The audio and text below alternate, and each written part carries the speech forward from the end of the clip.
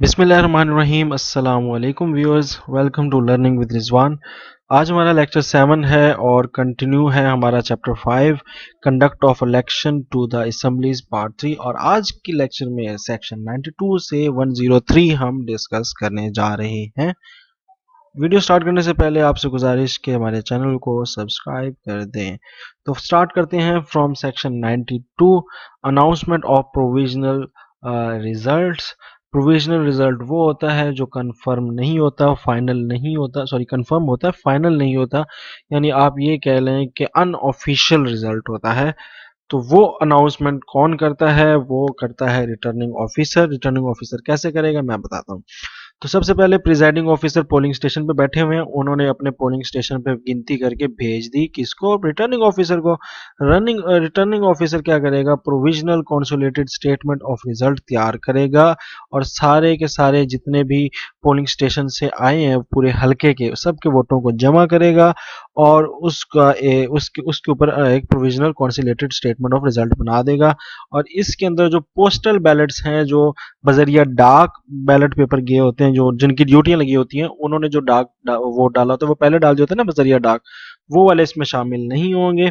और इसकी फिर वो एक कॉपी जो है वो जो है क्या नाम है भेज देगा किसको? कमीशन को, कि भाई ये मैंने रिजल्ट कर दिया। अब पोस्टल बैलेट के बारे में बात हो रही है, तो पोस्टल बैलेट आपको मैंने अभी बताया कि वो वोट हैं जो डाक के जरिए डाले जाते हैं। और वो कौन बंदे डाल सकते हैं, इसके ऊपर पहले भी बात हो चुकी है, दोबारा सेक्शन 27 में बात हुई थी, अब दोबारा हो रही है।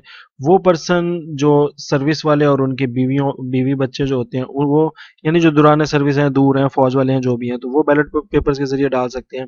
या कोई पुलिस के बंदे जिसकी ड्यूटी लगी हुई है इलेक्शन के साथ, ठीक है, रिलेटेड लगी हुई, या कोई बंदा फिजिकल डिसेबिलिटी है, अनेबल है, ट्रैवल नहीं कर सकता, ठीक है, मगर उसके ऊपर कार्ड होना चाहिए फिजिकल डिसेबिलिटी का, नादरा का कार्ड जो है ना, शनाख्ती कार्ड, उसके ऊपर फिजिकल डिसेबिलिटी का लोगो होना चाहिए। फिर जी वो पर्सन जो जेल के अंदर है, पुलिस की कस्टडी में है, वो भी वोट डाल सकते हैं 93 के जरिए पोस्टल बैलेट यानी डाक वाला। अब इसका तरीकाकार क्या है? अगर वो बंदा ये डालना चाहता है तो वो क्या करेगा? अपनी अपॉइंटमेंट के 3 दिन के अंदर अंदर जो है वो अप्लाई करेगा और एक स्पेशल एप्लीकेशन है, उसमें अपना नाम लिखेगा, अपना वोटर का नाम लिखेगा, अपना नाम लिखेगा, अपना एड्रेस लिखेगा और सीरियल नंबर लिखेगा जो उसके इंतखाबी फहरिस्त पर है, और दरखास्त भेज देगा रिटर्निंग ऑफिसर को। रिटर्निंग ऑफिसर उसको बजरिया डाक एक बैलेट पेपर इशू करेगा। उस बैलेट पेपर के ऊपर वोटर जो है वो रिसीव करेगा बैलेट पेपर, और फिर उस बैलेट पेपर के ऊपर अपने मुंतखब करदा जो उम्मीदवार होगा उसका नाम लिखने के बाद इनवेलप भेज देगा, दोबारा भेज देगा, सेंड कर देगा किसको? रिटर्निंग ऑफिसर को, ठीक है, डाक के जरिए। तो पहले दरखास्त दी, फिर रिटर्निंग ऑफिसर ने बैलेट पेपर भेजा, फिर बैलेट पेपर के उसका नाम लिख के दोबारा वो जो है इन्वेल्प करके उसको भेज दिया।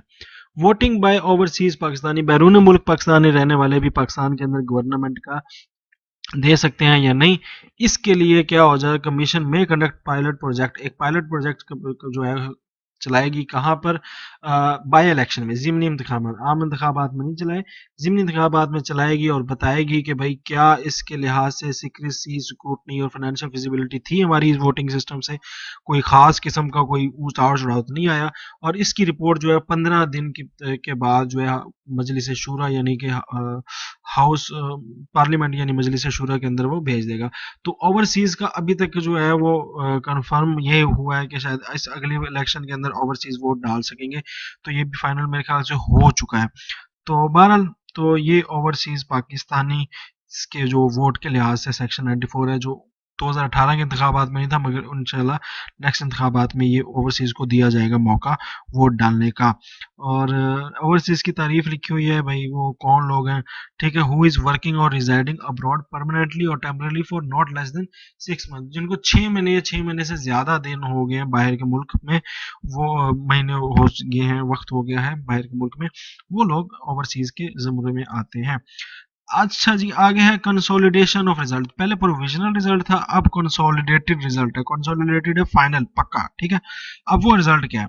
After announcement of provisional result, returning officer क्या करेगा? कंटेस्टिंग कैंडिडेट और उनके इलेक्शन एजेंट को नोटिस देगा और एक डेट और टाइम फिक्स करेगा जब वो उधर कंसोलिडेशन अपना पक्का जो है वो जो रिजल्ट्स हैं उसको जो है वो देगा, क्या नाम है, सामने पेश करेगा सबके सामने। उसके लिए क्या है, उसमें वो पोस्टल बैलेट वाले भी अब ऐड हो जाएंगे। पहले पोस्टल बैलेट ऐड नहीं थे, प्रोविजनल में पोस्टल बैलेट ऐड नहीं होता, याद रखिएगा। अच्छा, अब कंसोलिडेटिंग के लिए क्या करेगा रिटर्निंग ऑफिसर, वो काउंट करेगा। याद रहे कि ये रिटर्निंग ऑफिसर का काम है, प्रिजाइडिंग ऑफिसर काम दे के रिटर्निंग ऑफिसर तक चला गया, अब ये रिटर्निंग ऑफिसर ही खप रहा है। Returning officer shall examine ballot papers को देखेगा वो, और एक्सक्लूड कर, जो एक्सक्लूड किए गए अकाउंट से, जो प्रिजाइडिंग ऑफिसर ने गिनती में नहीं रखे थे, उन बैलेट पेपर को इसको बड़े ध्यान से वो देखेगा, और उसमें अगर कोई बैलेट पेपर आगे पीछे आता है तो उसको वो सेट कर लेगा गिनती के अंदर दोबारा। रिटर्निंग ऑफिसर जो है वो बैलेट पेपर वो भी रिसीव करेगा जो पोस्ट से जरिए बजरिया डाक से आए हैं, उसको भी वो बहुत अच्छे से देखेगा। The ballot paper rejected by returning officer, अच्छा, जो रिटर्निंग ऑफिसर बैलेट पेपर को रिजेक्ट करेगा उसको वो साइड पे कर देगा कि भाई ये किसी खाते में नहीं आते, इसको रिजेक्टेड बैलेट पेपर के अंदर वो डाल के साइड पे कर देगा। अच्छा जी, before commencement of consolidation proceeding, returning officer क्या कर सकता है, दोबारा गिनती कर सकता है एक या एक से ज्यादा पोलिंग स्टेशन की वोटों की, और वो कौन उसको मतलब क्यों क्यों रिकाउंट करेगा, दोबारा गिनती क्यों करेगा। हाँ, दोबारा गिनती इसलिए करेगा जब एक या एक पोलिंग स्टेशन से ज्यादा में उसके सामने एक चैलेंज डाल दे, कौन, कंटेस्टिंग उम्मीदवार। मतलब मिसाल के तौर पे मैं इलेक्शन लड़ रहा था, मुझे लगता है कि फलां पोलिंग स्टेशन और फलां पोलिंग स्टेशन के रिजल्ट जो है ना वो सही नहीं है, तो मैं लिख के रिटर्निंग ऑफिसर को कह सकता हूँ कि भाईजान मेरा ये मसला चल रहा है, इसको हल करो। और उसकी एक शर्त है, वो शर्त यह है कि कम से कम उसके और जीतने वाले वोटर्स के दरमियान 10,000 वोटिंग का फर्क होना चाहिए, या कम से कम 5% का फर्क होना चाहिए। तो इस बुनियाद पे अगर वो करीब करीब है जीतने के, तब ये नहीं कि उसके हैं ही 2 वोट और वो कह रहा है मेरे 2 वोट नहीं 10 वोट बनते थे तो भाई मेरी वो रिकाउंटिंग होना, ऐसा नहीं है। हाँ, कम से कम 10,000 का फासला हो जीतने वाले से, ठीक है, फिर आप कह सकते हो, ठीक है। कमीशन जो है कंक्लूजन निकालने से पहले जो है वो रिटर्निंग ऑफिसर से रिकॉर्ड लेगा सारा का सारा, ठीक है, और वो क्यों रिकाउंटिंग कर रहा है उसकी भी तसल्ली करेगा। अगर फर्क आ जाए रिकाउंटिंग के अंदर तो फिर क्या होगा, अगर रिकाउंटिंग के अंदर फर्क आ जाए तो रिटर्निंग ऑफिसर उस रिकाउंटिंग ऑफ वोट्स को जो है कंसोलिडेशन को है वो 5 दिन के अंदर जो है वो कंप्लीट करेगा, और जो फर्क है उसको दूर करेगा। और रिटर्निंग ऑफिसर फिर 24 घंटे के अंदर अंदर जो है कमीशन को उसके बाद कॉपीज भेज देगा कि भाई ये हिसाब किताब है, ये मैंने चेक कर दिया। After consolidation of returning officer जो है वो कंटेस्टिंग कैंडिडेट और इलेक्शन एजेंट्स वगैरह से साइन भी करा लेगा कि भाई ये आपके सामने हमारे किया, इसके नीचे साइन कर दो। फिर जब वो कमीशन तक पहुंच जाएगी तो कमीशन उसके 14 दिन के अंदर अंदर जो है वो पब्लिश करेगा सारे के सारे डॉक्यूमेंट्स, ठीक है, कि भाई ये मैंने कर दिया है और ये फाइनल रिजल्ट्स आ गए हैं। अच्छा, अब रीसीलिंग ऑफ पैकेट जब वो दोबारा हो गया तो फिर क्या होगा, रिटर्निंग ऑफिसर जो है उन सारे सामान को जो है वो सील कर देगा, और जो उसके जो साइन शाइन है वो कैंडिडेट वगैरह से इलेक्शन एजेंट से वो भी करवा लेगा, और टेस्टेड कॉपी जो है consolidated statement of the result के साथ वो भेज देगा किसको, कमीशन को, ठीक है। इक्वलिटी ऑफ वोट्स, अगर वोट बराबर हो जाए तो फिर क्या होगा, ये बड़ा मजे का चीज है। अगर एक बंदे के भी 10,500 वोट है, दूसरे बंदे के 10,500 वोट है, दोनों बराबर है, कोई एक वोट ऊपर नीचे नहीं हो रहा, तो फिर क्या किया जाएगा, फिर दोनों को मुंतखब कर दिया जाएगा for half of its term, आधे आधे टर्म के लिए। 2.5 साल आपने असेंबली में रहना है, 2.5 साल आपने। अब दूसरी सौ नंबर पर यह बात लिखी है कि भाई ठीक है, 2.5 साल करना है, मगर पहला 2.5 साल कौन करेगा, तो उसके लिए ड्रा किया जाएगा, लॉट्स यानी कुलंदाजी की जाएगी, जिसमें पहला नाम लिखेगा वो पहले हुकूमत करेगा, जिसमें बाद में नाम आएगा वो बाद में हुकूमत करेगा। Draw lots in the presence of such candidate, contesting candidate, और उनके सामने किया जाएगा, जो जीतने वाले 2 बंदे उन्हीं के सामने किया जाएगा। रिटर्निंग ऑफिसर इसका रिकॉर्ड रखेगा और कैंडिडेट से सिग्नेचर और करवा लेगा कि भाई, और उसकी शवाहिद में ले लेगा कि तुम्हारे सामने कुलंदाजी हुई है, तुम्हारा 2.5 साल पहला है, तुम्हारा 2.5 साल बाद है, उनसे लिखवा लेगा इस तरह करके। अगर कोई बंदा, किसी बंदे की डेथ हो जाती है, ठीक है, मेंबर्स की बनने बनने तक, तो फिर क्या होगा, फिर दूसरा जो कैंडिडेट है, यानी 2 बंदे हैं ना कैंडिडेट, अगर उसमें से एक की डेथ हो जाती है तो दूसरा जो है उसके बाकी जितने भी, मिसाल के तौर पर पहले वाला ने 1 साल हुकूमत कर ली थी और उसके 1.5 साल रहता था, अगले के 2.5 साल थे, अगर वो पहले बंदा साल करके मर जाता तो 1.5 साल जो बच गया उसका, वो दूसरे कैंडिडेट को मिल जाएगा, दोबारा उसके लिए इलेक्शन नहीं होगा। अगर दो या दो से ज्यादा कैंडिडेट, अगर 2 से ज्यादा कैंडिडेट दो या दो से नहीं, से ज्यादा कैंडिडेट जो है वो बराबर आ जाए तो क्या हो। दो पे तो क्या है ना, ढाई ढाई साल दे दिया बराबर। अब दो से ज्यादा अगर कैंडिडेट बराबर आ जाए तो फिर क्या होगा, 60 साल के अंदर, 60 दिनों के अंदर अंदर दोबारा इलेक्शन करवाने होंगे। ठीक है, फ्रेश इलेक्शन होंगे। Declaration of result, polling poll day से 14 दिन के अंदर अंदर, यानी जिस दिन इलेक्शन हुआ उसके 14 दिन के अंदर अंदर इलेक्शन ऑफ कमीशन का जो कमीशन है वो उसको अपनी वेबसाइट पे जो है वो पब्लिश करेगा और बताएगा कि भाई किसको कितने वोट मिले, और जो सबसे ज्यादा वोट वाला होगा उसको इलेक्टेड कह देगा। कमीशन जो है वो ऑफिशियल गजट में ईच कंटेस्टिंग कैंडिडेट के जो है टोटल नंबर ऑफ वोट को भी लिखेगा, और फाइनल कंसोलिडेटेड रिजल्ट भी पूरा लिखेगा कि फलां वोट को कितना मिले, फलां वोट को कितना मिले। एवरी रिटर्न कैंडिडेट 10 दिन के अंदर अंदर जो है, जो जीता है बंदा, वो 10 दिन के अंदर अंदर अपने इलेक्शन एक्सपेंसेस, अपने अखराजात जो इलेक्शन के ऊपर लगे हैं वो उसको लाजमी लाजमी पहुंचाएगा। अगर वो 10 दिन के अंदर नहीं पहुंचाता तो उसका नाम जो है वो गजट के अंदर, ऑफिशियल गजट में नहीं किया जाएगा और उसको रिटर्न नहीं मिलेगी सही, रिटर्न कैंडिडेट नहीं कहा जाएगा। तो जैसे उसके डॉक्यूमेंट्स आ जाएंगे उसके 2 दिन के अंदर उसका रिटर्न का, रिटर्न कैंडिडेट मतलब कामयाब कैंडिडेट, उसका जो है ऑफिशियल गजट में नाम दिया जाएगा। Document to be retain by the commission, commission कौन से डॉक्यूमेंट्स अपने पास रखेगा, तो उसके अंदर the packet containing the ballot paper, वो क्या जिनके अंदर बैलेट पेपर है, सील्ड बाय जो प्रिजाइडिंग ऑफिसर, और प्रिजाइडिंग ऑफिसर ने भेजे, वो रिटर्निंग ऑफिसर ने ओपन किए, रिटर्निंग ऑफिसर की जो सील है वो आगे आएगी वो वाली। Packet containing the counter file, जिसके अंदर काउंटर फाइल्स है जो बैलेट पेपर्स की वो, ठीक है। और the packet containing the mark copies of, जिसके ऊपर वो इलेक्टोरल रोल इंतखाबी फहरिस्तें थी जिसके ऊपर वो पोलिंग ऑफिसर ने कांटे मारे थे, वो वाली कॉपी, ठीक है।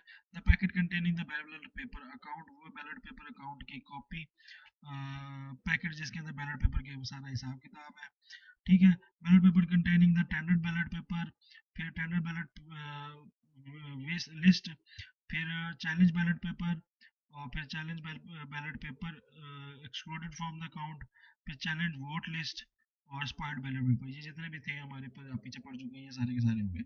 सच पेपर एज द कमीशन में अट्रैक्ट, और कोई ऐसे पेपर जो कमीशन को रिक्वायर हो, ये सारे के सारे जो है वो टेम्पर एविडेंट बैग के अंदर रख के ना कमीशन जो है अपने पास सेव कर लेगा, रिटेन कर लेगा।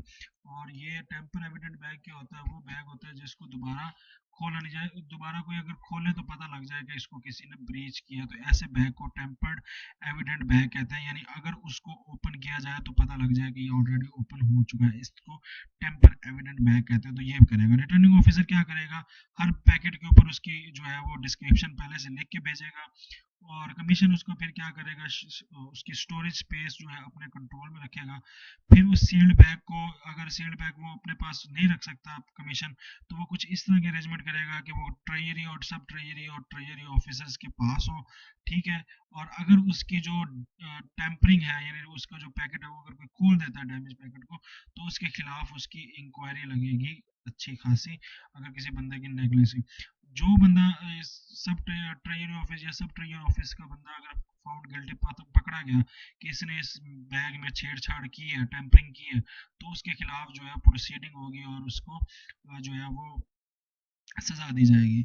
उसके बाद क्या है, टेम्पर एविडेंट सील्ड बैग और इलेक्ट्रिशियन ट्रिब्यूनल एरिया, उसको भेजा जाएगा इलेक्शन ट्रिब्यूनल के सामने, और वहां पर जो भी मसले मसाइल होंगे या रिटर्निंग ऑफिसर या प्रिजाइडिंग ऑफिसर जो भी उसका होगा उससे उसके सामने उसको सजा दी जाएगी, और उसकी ऑफिशियल ड्यूटी के खिलाफ पूछा जाएगा कि इसने क्यों नहीं की।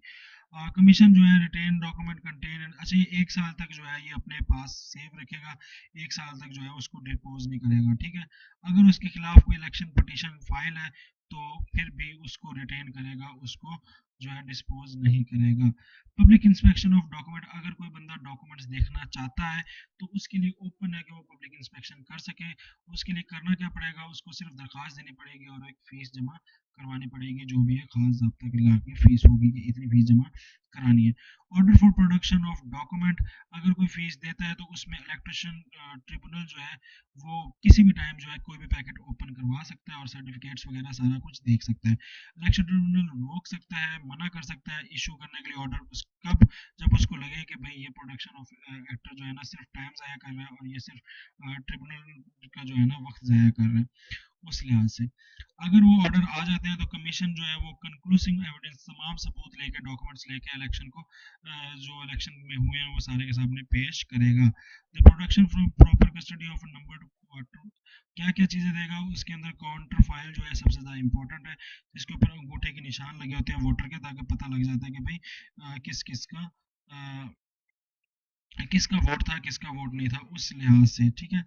और save as it is provided, और उसको फिर वो जो है वो सेव करेगा और किसी और बंदे को जो है वो अलाउ नहीं करेगा कि वो आगे इसको देख सके या मजीद काउंटिंग कर सके। बाय इलेक्शन, ज़िमनी इंतखाबात, ज़िमनी इंतखाबात कब होते हैं, जब कोई बंदा मर जाता है या बंदा डिस्क्वालीफाई हो जाता है, यानी सीट खाली हो जाती है, तो जब सीट खाली होती है तो इलेक्शन करवाने के लिए दोबारा यही सारा प्रोसीजर रखा जाएगा और दोबारा इलेक्शन कराए जाएंगे नए सिरे से। 103 के अंदर इलेक्ट्रॉनिक वोटिंग और बायोमेट्रिक वेरिफिकेशन के बारे में जोर दिया गया है। तो इसमें इलेक्शन एक्ट 2017 में ये बात भी कही गई थी कि हाँ, आप कोशिश करें, कोई प्रोजेक्ट स्टार्ट करें जिसमें ज़िमनी इंतखाबात में आप जो है वो बायोमेट्रिक वेरिफिकेशन सिस्टम और इलेक्ट्रॉनिक वोटिंग मशीनों के जरिए इलेक्शन करवाएं, और फिर हमें बताएं कि क्या ये सीक्रेसी, एफिकेसी, सिक्योरिटी और फाइनेंशियल विजिबिलिटी को सामने रखता है कि नहीं। अगर रखता है तो इसका रिजल्ट जो है वो शेयर करें गवर्नमेंट के साथ 15 दिन के बाद, जब ये करवाएं उसके 15 दिन के बाद, और उसको हाउस ऑफ पार्लियामेंट जो है, मजलिस शूरा जो है, उसके सामने पेश किया जाए कि भाई हमने ये इलेक्ट्रॉनिक वोटिंग मशीन और बायोमेट्रिक वेरिफिकेशन सिस्टम इस्तेमाल करके ये जो है वोटिंग की और इसमें ये रिजल्ट आया और यूं यूं करके इसकी ये रिपोर्ट है, तो वो उसको पेश की जाए। नेक्स्ट लेक्चर के लिए यहाँ पर क्लिक करें, कंप्लीट लेक्चर्स के लिए यहाँ पर क्लिक करें, चैनल यहाँ पर सब्सक्राइब करें। Thank you.